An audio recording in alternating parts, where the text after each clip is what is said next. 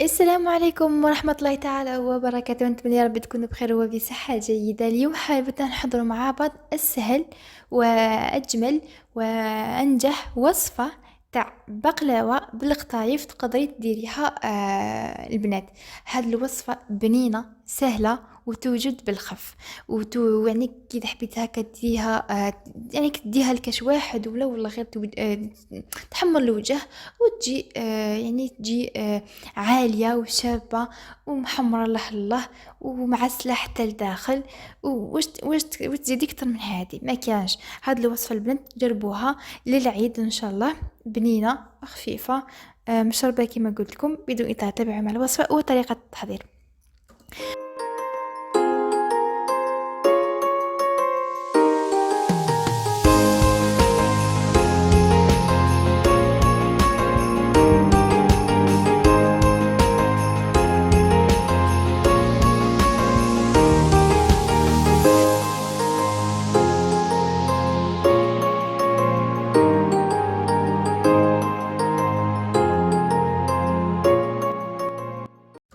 دونك نبدأ على بركة الله. راح نبداو نديرو الحشو تاعنا. عندي هنا البنات 3 كيسان تاع اتاي تاع كاوكاو محمص ومرحي متوسط، ماشي خشين بزاف وماشي رقيق، متوسط هكذا. البنات 3 كيسان تاع اتاي. راح نزيد له 3 مغارف كبار تاع السكر، ما نديروش بزاف لانه كي طيبنا راح نعسلوها. 3 معالق كبار سكر عادي، سكر حبيبات. راح نزيدو قشور تاع القارص هكذا هي ملعقة كبيرة، ونزيد نعطروها بشوية لاغوم تاع القرص ولا فاني هكذا البنات، ونخلطوها شوية بيدنا بهذه الطريقة باش يعني يدخل هذاك السكر كامل في الكاوكاو. بعد ما تاكدنا بلي هذاك السكر خلط يعني تخلط كامل في الخليط تاعنا داخل الكاوكاو، راح نزيدو 4 كاس يعني تقريبا 4 معالق كبار تاع ليدام. انا هنا البنات نخلط بين الزبده والسمن، يعني كندير تقريبا 2 معالق كبار تاع السمن مع 2 معالق كبار تاع الزبده ونذوبهم مع بعض ونخليهم هكذا في جهه. درت هنايا شويه للخليط هدايا يعني للكاوكاو هذا نجمع به. الباقي راح ندير يعني نورق به القلاوه تاعي، ونزيد هنا شويه نرش شويه تاع المزهر. راني وريت لكم هنا تعمدت نوريت لكم لا مارك تاع المزهر، اذا لقيتوه غير شريو فيها يعني فيه ريحه بزاف شابه ويعني تبقى في الحلوى تاعنا ما تروحش. ونخلي هنا البنات الحشو في جهه، يعني ما لازمش يكون معجن. الحشو ما لازمش يكون معجن، يعني تاع الحشو تاع بقلاوه لازم يكون مفتت. ومن بعد هنا البنات نروح نجيب الصينيه تاعي كيما راكم تشاهدوا هنا، ماشي صغيره خلاص وماشي كبيره، موين تقريبا عندها 25 سنتيمتر في الطول و 20 سنتيمتر في العرض هكذاك، 25 على 20. ونحكم هنا البنات العجينة لاباتافيلو تاعي. شوفوا كل 2 وريقات نحكم 2 وريقات تاع ورق افيلو تاعي نتفصهم على 2. شوفوا راني وريتكم في الصورة هي واضحة. حكمت 2 وريقات تاع بات فيلو، وبعد هذوك 2 راح نزيد نتفصهم مع بعض. بصح راح نزيد يعني كنرش شويه تاع ليدام هذيك الزبده مع السمن في الوسط، نزيد نغلقها بهذه الطريقه. دونك كل 2 وريقات راح ديرني 4 طبقات كي شغل راني درت 4 اوراق. نتمنى انك فهمتوني. درت زوج دونك اون توتاليتي درت 12 طبقه ولا 12 ورقه تاع بات افيو. ما تخافوش تلموا لا بات افيو تاعنا تجي رقيقه. وتاني دهنها كل طبقه نرش هكا شويه تاع السمن. دونك السمن والزبده هذيك اللي دوك ما تخافوش ما راحش عليك تتعلق ولا تجينا كونطرا تجينا طبقه واضحه وتاني مقرمشه.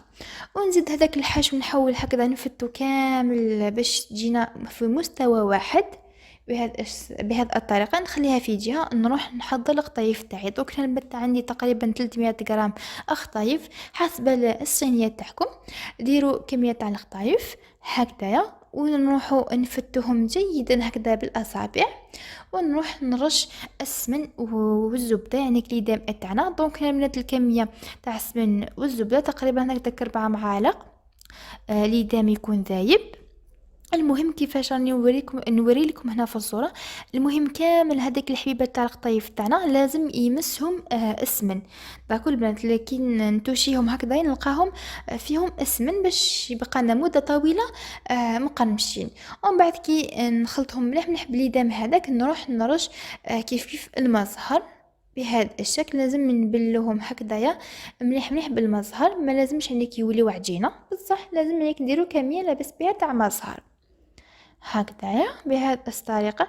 يعني ما لازمش ديروا يعني كميه لاباس بها تاع مزهره ماشي حتى يوليكم عجينه، يعني كرشوا بالمعقول كما يقولوا. ونحكمهم بهذه الطريقه ونديرهم كطبقه ثالثه. يعني عندي لاباطا فيلو من تحت واجدة درتها سمن باش تطورنق، ومع الحشو تاعي واش فيها الكاوكاو والسكر والسمن هكذاك وشويه ما زهر خلاص راهي واجد. درتلو القطايف كيف كيف واجدين البنات، ما كانش كما قلت لكم في اول فيديو اسهل من هذه الوصفه. نديرها كامل القطايف من فوق، نحي هذاك الحواف الزائدين نحيهم بالمقص ولا بالموس نقطعهم ولا البنات. ونزيد هنا ندهن كامل وجه القطايف تاعنا من فوق. طبعا كي ديروا طبقه تاع القطايف حاولوا هكذا تضغطوا شويه باش تكون هذيك الطبقه كي طيب تتماسك. داكو البنات ماشي يعني ديروها فرفشه من فوق. داكو كي ديروا طبقه تاع القطايف ضغطوا شويه هكذا بيدكم. وثاني كما قلت لكم ندهنوها مليح مليح بالسمن ولا بالزبده ولا ميلونج اونتر السمن والزبده، وندخلها للفرن على 180 درجه في الوسط، يعني في الوسط تاع الفرن. ونخليوها حتى نشوفوا هذاك الحواف حماروا مليح مليح.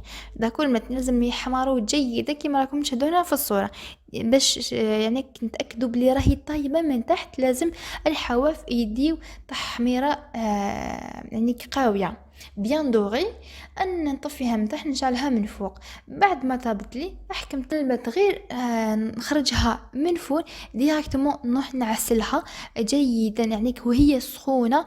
ونديرها العسل من فوق، العسل وحده لا ماشي يعني مخلط بالمزهر، ولا لازم يكون عسل وحده باش هذيك العجينه من تحت ما لازمش يعني تكون طريه، لازم تبقى مقرمشه بهذه الطريقه. وبعد كي تشربت لي مليح مليح هذيك العسل خليتها الليله كامله البنات. ومن بعد رحت نحيت الحواف هذوك الاطراف نحيت لهم ونبدا نزينهم بهذه الطريقه بهذه الطريقه يعني بالمكسرات. استعملت لوز بقشوره، اللوز بدون قشور، والجوز بهذه الطريقه. كيفاش يعني نخليهم هكذا حاكمين روحتهم ممسي يعني هزيت الصينيه تاعي ما راحش يعني يهبطوا. حكموا ملعقه كبيره تاع العسل وملعقه كبيره تاع جلوكوز، نسخنهم فوق النار مع بعض ونديروا نرميو عليهم المكسرات تاعي ونشكلهم بهذه الطريقه على شكل ورقه. يعني كنصدفهم بهذا الشكل بهذه الطريقه. وشوفوا يعني البنات ميمسي يعني كي نهز الحبه تاعي ولا نقطعها ما يصير هذيك الحبيبات يبقاو متماسكين. داك البنات. وثاني هنا البنات كما قلت لكم العسل هذاك لازم ما تضيفوا حتى حاجه، العسل وحده عسل بارد.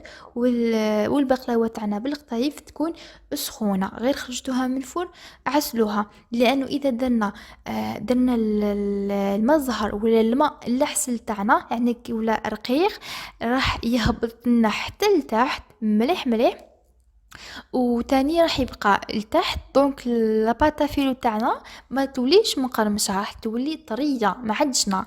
دونك كي نديروا العسل دونك هذاك العسل راح يهبط بعقله. وتاني راح يخلي يهبط بيان سور حتى لتحت ويبقى يعني كي يخلي القرمشه هذيك تاع لاباطا فيلو مازال يعني تبقى مده طويله مقرمشه. داكور البنات هذا ما كان، وهذا هو شكل الحيبات تاعي من داخل. يعني كما تشوفوا تجيب بزاف طريه من داخل، هذاك الحشو يجي معسل وطري، والقرمشه هذيك تاع لاباطا فيلو من تحت مع القطايف دونك يجيو يعني واحد البنه ميلونج تاع لاباط فيلو مع القطايف والحشو تاع الكاوكاو، فريمون بنه وتشبح الوجه المتنور الوجه وتحمرو.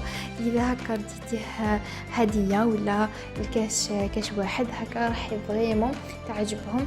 كلمه بنينه كيما قلت جربوها. ما تنسوش ديروا لي جيم وابوني، اشتراك في القناه، ديروا لي تعليق شباب كيما نتوما، والى اللقاء مع وصفات اخرى ان شاء الله.